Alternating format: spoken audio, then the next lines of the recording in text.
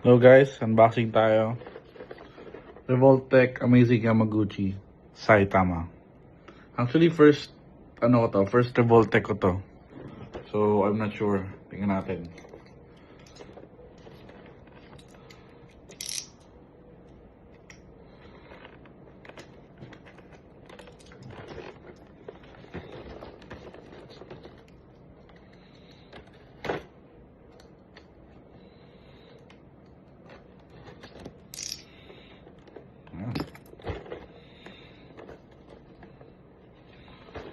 Puro SHF yung mga collection ko dito. First time ko mag-Revoltech. So, natin. Ang laman ito.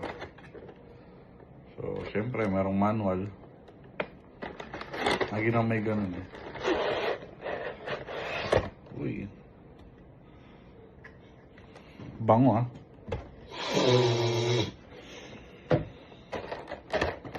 Yan, si Saitama. So, meron tayong 6 alternative faces. Yung main figure, meron tayong effect dito. Tapos meron din tayo, may stand.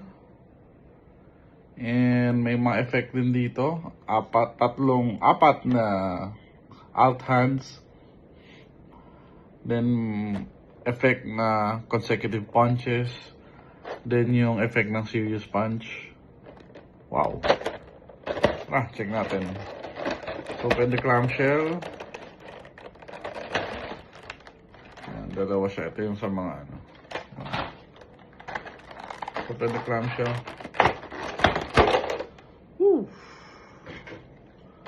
So, wala natin yung main figure. Kabalot siya sa plastic eh.